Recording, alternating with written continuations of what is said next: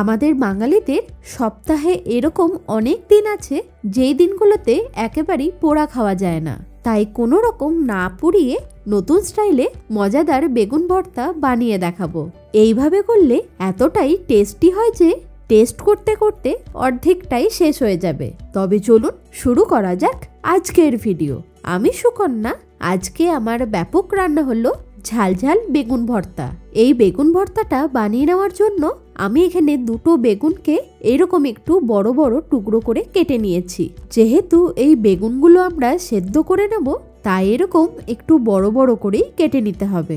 এর থেকে ছোট করে কেটে নিলে বেগুনটা বেশি গলে যাবে, পরে এর খোসাগুলো ছাড়াতে অসুবিধা হবে। এবার এইগুলোকে আমি সেদ্ধ করে নেওয়ার জন্য একটা প্রেসার কুকার নিয়ে নেব। তাতে দিয়ে দেব হাফ কাপের মতো জল। এরপর কেটে রাখা বেগুনগুলোকে এর মধ্যে দিয়ে দিতে হবে। তারই সাথে এখানে 3টে মাঝারি মাপের টমেটোকে অর্ধেক করে কেটে নিয়েছি। এটাও এই বেগুনের সাথে সেদ্ধ করে নেব। প্রেসার কুকারে এগুলো দিয়ে দেওয়ার পর জাস্ট একটা সিটি দিলেই দেখবেন এগুলো সুন্দরভাবে সেদ্ধ হয়ে গেছে। গ্যাসের ফ্লেমটা মিডিয়ামে রেখে একটা সিটি দিয়ে দেওয়ার পর যতক্ষণ না প্রেসার কুকারের স্টিমটা নিজে থেকে রিলিজ হচ্ছে ততক্ষণ অবধি ওয়েট করতে হবে। ততক্ষণে আমরা আরেক রকম পদ্ধতিতে বেগুন ভর্তা বানিয়ে নেওয়ার জন্য এইখানে দুটো বেগুনকে এরকম ভাজার মতো করে কেটে নিয়েছি। এবার এর মধ্যে সামান্য নুন হলুদ মাখিয়ে নেব। প্রথমে দিয়ে দিচ্ছি 1 চা চামচ নুন, তার সাথে দেব 1 চা চামচ হলুদ গুঁড়ো।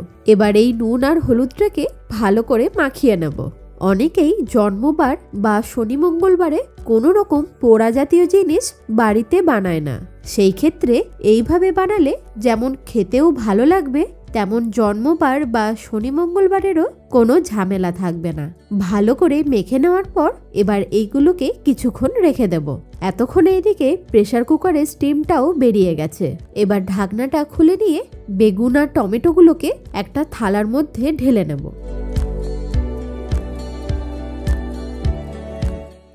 বেগুন থেকে এই খোসাগুলোকে আমাদের আলাদা করে নিতে হবে। তার জন্য একটা টং দিয়ে আমি খোসাগুলোকে ছাড়িয়ে নিচ্ছি। আপনারা চাইলে হাত দিয়েও ছাড়াতে পারেন। সেই ক্ষেত্রে ঠান্ডা জলের মধ্যে হাতটাকে ডুবিয়ে খোসাগুলোকে ছাড়াতে হবে। এরই সাথে টমেটোর খোসাগুলোকেও ছাড়িয়ে নেব।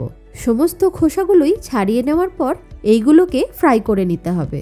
তার আগে আমরা নুন হলুদ মাখিয়ে রাখা বেগুনগুলোকে ভেজে নেব।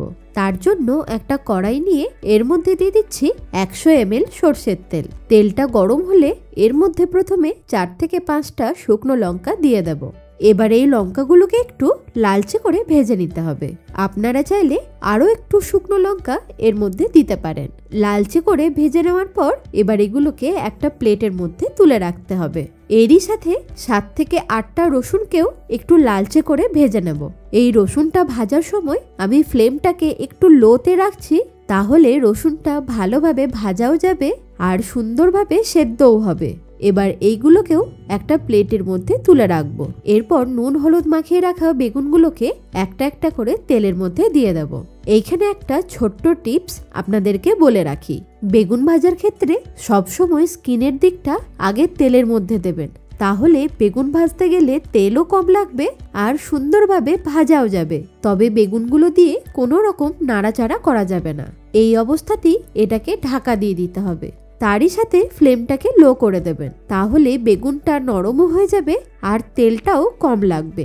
কিছুক্ষণ পর একটা দিক লালচে করে ভাজা হয়ে গেলে অপর দিকটাও যেমন বেগুন ভাজে সেইভাবেই লালচে করে ভেজে নিতে হবে। দুটো সাইডই যখন ভালোভাবে ভাজা হয়ে যাবে তখন বেগুনগুলোকে তুলে নেব। এতগুলো বেগুন ভাজার পরও দেখুন এখনো কতটা তেল রয়ে গেছে। এখন এই তেলেতেই কয়েকটা শুকনো লঙ্কা ফোড়ন দিয়ে দিচ্ছি। এইগুলোকে একটু ভেজে নেওয়ার পর এবার দিয়ে দেব 1 টেবিল চামচ রসুন কুচি। তার সাথে দিচ্ছি 1 চা চামচ আদা কুচি। এখন এই আদা আর রসুনটাকে একটু ভেজে নিতে হবে যাতে এর কাঁচা গন্ধটা চলে যায়। যখন এর স্মেলটা চলে যাবে এর মধ্যে দিয়ে দেব একটা বড় মাপের পাতলা করে কেটে নেওয়া পেঁয়াজ কুচি। তারই সাথে ঝালের জন্য দিচ্ছি কিছুটা কাঁচা পাকা লঙ্কা কুচি। এবার এই পেঁয়াজটাকে আমি একটু লালচে করে ভেজে নেব। আমি এইগুলো সবকিছু বেগুন ভাজার তেলেতেই ভেজে নিচ্ছি, তাহলে এর ফ্লেভারটা সুন্দর হবে। আচ্ছা, এই পেঁয়াজ ভাজার সময়তেই অল্প একটু নুনও দিয়ে দেব।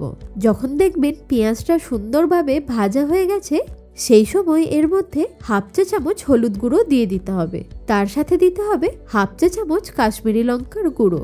এছাড়া দেব কিছুটা ধনেপাতা কুচি। এগুলো দিয়ে আবারও একবার ফ্রাই করে নিচ্ছি। এই সময় অল্প একটু ধনেপাতা কুচি দিলে দেখবেন গন্ধটা সুন্দর আসে। মশলাটা ফ্রাই করে নেওয়ার পর এবার আগে থেকে সেদ্ধ করে রাখা বেগুন আর টমেটোটা দিয়ে দেব।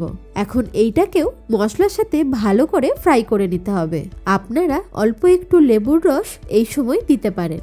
এর টেস্টটাকে ব্যালেন্স করার জন্য আমি এই ফ্রাই করার সময়তেই দিয়ে দিচ্ছি 1 চা চামচ চিনি। এবার এটা যতক্ষণ না একটু ড্রাই মতো হয়ে আসছে ততক্ষণ অবধি নাড়াচাড়া করে যেতে হবে। ধীরে ধীরে দেখবেন এর মধ্যে থাকা জলটা ভালোভাবে শুকিয়ে যাচ্ছে আর কড়াইয়ের মধ্যে হালকা লেগে লেগে যাচ্ছে। সেই ক্ষেত্রে বলতে গেলে এটা অলমোস্ট হয়ে এসেছে। তবে এটাকে ফিনিশ করব আরও কিছুটা ধনেপাতা কুচি দিয়ে, তার সাথে কিছুটা সর্ষের তেল দিয়ে। ভালো করে সবকিছু মিশিয়ে নেওয়ার পর সেদ্ধ করা বেগুন ভর্তা এখন একেবারেই রেডি। এখন আরেকটা পদ্ধতিতেও বেগুন ভর্তাটা বানিয়ে নেব।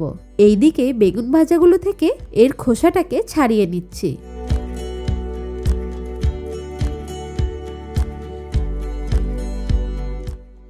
সমস্ত খোসাগুলোই ছাড়িয়ে নেওয়া হয়ে গেলে এই প্লেটটাকে একটা সাইডে রেখে দিয়ে এইটাকে মেখে নেওয়ার জন্য একটা বাটি নিয়ে নিচ্ছি।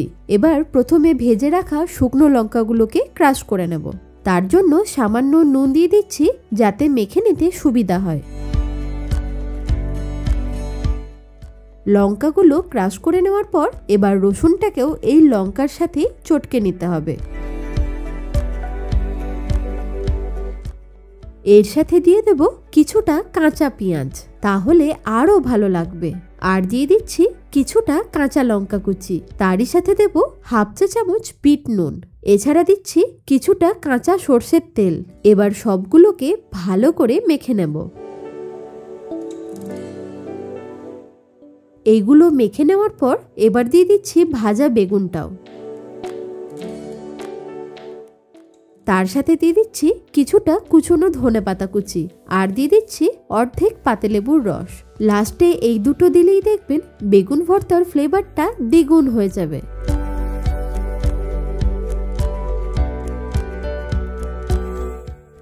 শেষে আরেকটু কাঁচা সর্ষের তেল দিয়ে দিচ্ছি।